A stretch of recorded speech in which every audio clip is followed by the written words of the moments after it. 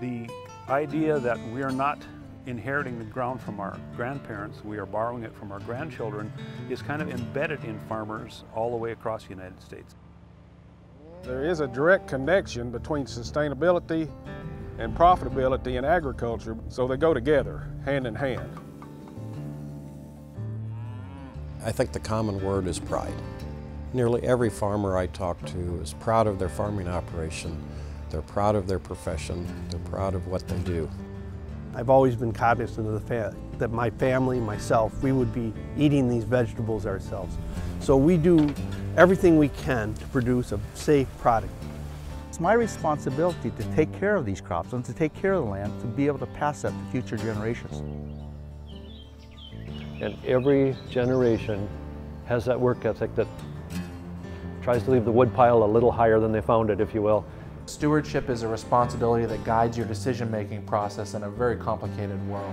It's the reason behind the reason you're in business. The generations come and go, and they come and go really rather quickly, but the land endures. And this is not a job, this is a way of life, a very good way of life, I might say so.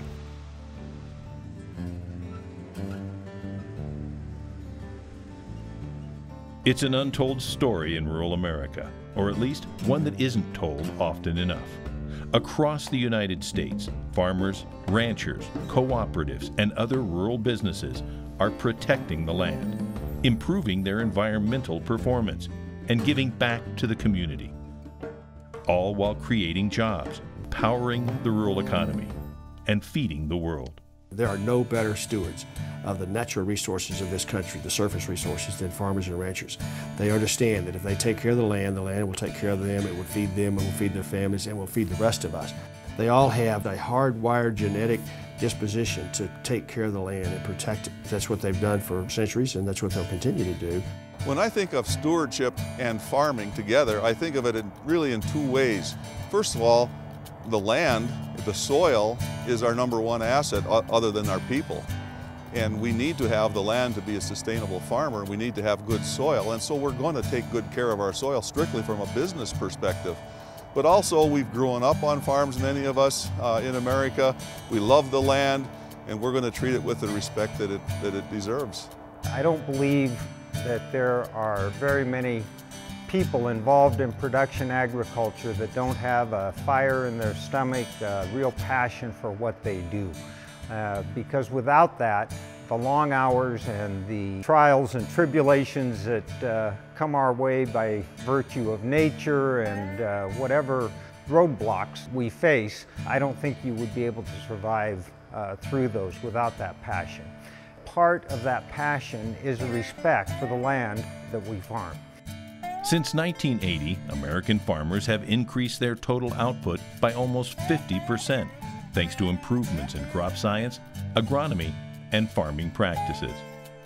At the same time, they've lowered their water consumption by 17%, and advances in precision agriculture have reduced usage of crop nutrients by more than 5% in the same time period. If you think about what American farmers have done in the last generation alone, it really is an incredible success story. They're producing more food and fiber with less land, less water, and less fertilizer. It's a real testament not only to their spirit of stewardship, but to their continuing commitment to innovation and efficiency as well. If we're going to feed a growing population, we have to maximize the production of every acre of land. If we're going to avoid taking down the rainforest in South America, if we're going to not farm the hillsides because they are most erodible, then every acre that we produce has to produce to its maximum. Beyond individual farmers and ranchers, farmer-owned co-ops and other agribusinesses are also an important part of rural America's stewardship story. Cooperatives like Sun-Made Growers in California's Central Valley are helping their members farm more productively, market what they produce, and give back to the community. If we want a future for our children, our grandchildren, our great-grandchildren, yeah, we have a stewardship responsibility to do things right. And I think everybody wants that. Farmers are the best stewards of the environment because they live on the land, Their families live on the land, their grandchildren, their great-grandchildren. So they are some of the best and great environmental stewards. As a company, we kind of inherit that. Founded over 100 years ago, Sun-Maid has grown into the largest marketer of dried raisins in the world and a leading provider of other dried fruit products. Its products are sold through food retailers under the iconic Sun-Maid brand and as ingredients in everything from cereals to candies to snack bars. I think we're very blessed with an enormously talented group of senior management and middle management and longtime employees who work here. We tell customers, we can be the market leader in raisins and dried fruit because we really know the industry better than we think anybody else. Jeff Jew, a fourth-generation California farmer, is the chairman of the Sun-Maid Growers Board. By being members of Sun-Maid, we gain through economies of scale. By combining our tonnage, Sun-Maid allows us to hire professional management, to have efficient processing and packaging, and to go to market on a worldwide basis using the Sun-Maid label. Sun-Maid also provides education and training to our growers through grower seminars and helps us learn about new ways of growing and becoming more efficient. For Sun-Maid, stewardship is also about giving back to the community. The co-op has established a variety of programs to promote environmental sustainability among its members and also donates money to educational, hunger relief, and other charitable organizations. One of the unique features of Sun-Maid as an organization is all of our raisin production comes within a 75-mile radius of where our headquarters are.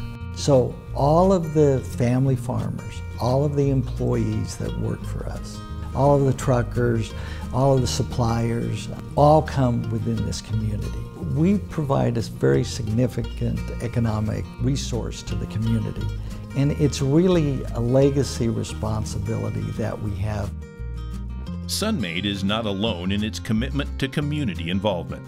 Another of California's largest and most successful agricultural enterprises is investing millions of dollars in a variety of stewardship programs. Roll Global is the parent company for a number of widely recognized products, including palm fruit juices, Wonderful brand almonds, and pistachios. The company has underwritten community projects in the unincorporated town of Lost Hills, near its flagship processing plant in the Central Valley. They include low-income housing, street and sidewalk improvements, and a new community center for area residents. Roll Global has also invested heavily in renewable energy sources to help power its processing facility and reduce its environmental footprint. But it's in the area of education that Roll Global is having its greatest impact. The company has funded a charter school in the farming community of Delano, California, along with scholarships for children of low-income families that will help them attend college. Well, it is a great achievement that I'll be able to be the first in my family to graduate. I'll be able to pursue a career that unfortunately my parents and my grandparents couldn't pursue, but just the fact that I'm the first in the family to be able to have that goal, it's truly amazing. Stuart and Linda Resnick, the husband and wife founders of Roll Global, say the company has embraced corporate social responsibility as a central part of its business model. We believe that we can do well by doing good. And we also believe that we have an obligation to do good, that we have been successful as a company and been successful as individuals and work in certain communities, and it's important for us to support those communities. We're in a competitive industry. Our employees work very hard. So what else can we do for them that's really important for them and important for the community? And that's, they're very focused on their children. What's the opportunities for their children? So we think that the one way we can change opportunities for children is education. Agriculture is not picking fruit anymore. Agriculture has turned into a very sophisticated, technologically challenging business. We deal with robotics and engineering and all sorts of disciplines that were not part of agriculture in the Central Valley 25 years ago. It's all about education, and so education has become really the majority of what our work entails today. One innovative Roll Global program provides interested high school students with technical training in agricultural careers. They emerge with an associate's degree along with a guaranteed job at a Roll Global company. Stuart Resnick says he hopes other agricultural enterprises will emulate the Roll Global approach. If we can show that what we're doing is beneficial to the business, then we can take this concept and have other employers adapt it, and then we can really do some good. The ethic of stewardship isn't confined to the world of agriculture. Rural infrastructure providers are also giving back by improving their environmental performance and investing in local economic development. In southern Alaska, Cordova Electric Cooperative generates a majority of its power from hydroelectric systems, minimizing its reliance on diesel generation. The community at Cordova was impacted heavily by the Exxon Valdez oil spill, and that probably raised the community's awareness, our conscience, of the importance of stewardship and taking care of the environment around us. And hydroelectric energy fits very well within that model. So as we designed and built our hydroelectric projects, we made absolutely sure that we respected the environment and also designed and positioned the projects to have minimal impacts on salmon, fisheries, aquatic and land resources. So stewardship was one of the primary drivers behind how the projects were sited and developed and operated. Another CoBank customer in California, California Water Service, serves over 2 million people in rural and urban communities across the state, as well as in Hawaii, Washington, and New Mexico. The company performs over 400,000 tests a year to ensure water quality and reinvests approximately 20% of its annual revenue in water infrastructure. Cal Water also provides financial support for a variety of community and environmental programs, including programs focused on water conservation. Marty Kropelnicki is Cal Water's CEO. So we have 25-year supply plans that we're continually updating. So our goal is to make sure that water's there for future generations to come. So it's really about the long-term planning. Water's a long-term game. And so for us, it's really about planning, executing, being a good corporate citizen, and making sure we make the most with the resources that we have. And in Stamford, Connecticut, rural telecom provider Frontier Communications is sponsoring a nationwide economic development contest called America's Best Communities. The company serves small and rural communities in 28 states, including California, and has called on them to submit their best ideas for a chance at a multi-million-dollar cash prize. You know, when I think about the viability of rural America, one of the most important aspects of that is making sure they have healthy economies. And that economic development is about supporting businesses and education systems within the rural communities to make sure that we have great talent, that businesses can flourish, whether they're existing businesses or new businesses can start. And so economic development is sort of the heartbeat of making sure there's prosperity around the country. CoBank has joined with Frontier as a major corporate sponsor of the America's Best Communities campaign, along with satellite television provider Dish and country music star Vince Gill. The contest winners will be announced in 2017. There are no losers in this contest. We are going to share all of the best practices, the innovations, and the ideas across all of the markets that we serve. So we do know that a rising tide can lift all boats. Standing behind all of these rural businesses are CoBank and the rest of the Farm Credit System, a nationwide network of lending institutions specifically chartered to serve rural America. Founded in 1916, the Farm Credit System today has over $270 billion in assets and is the largest single provider of debt capital to rural America. Stewardship is really a way of life. We view ourselves not as owners of a company, but as stewards of the resources that our customer stockholders have given us to manage. And with that comes a responsibility not just to provide effective and competitive products with integrity, but also to make sure that we're utilizing those resources for the benefit of all of agriculture. The Farm Credit System was started with the idea that we needed to have a dependable supply of capital to agriculture and our food supply for the nation. There's a national security issue there. So we see it as not only a mission to help operations to do better, to improve their lives, but it improves the lives of everyone. Beyond providing financial services, farm credit institutions are also deeply involved in their local communities. For instance, Northwest Farm Credit Services in Spokane, Washington has established a strategic partnership with Second Harvest, a nonprofit dedicated to fighting hunger. We've really formed an amazing partnership with Northwest Farm Credit, and I think the people there have really made the connection between what we do and what their customers care about. Farm Credit has seen that connection and have really embraced our cause, and they're what I would call an all-in partner.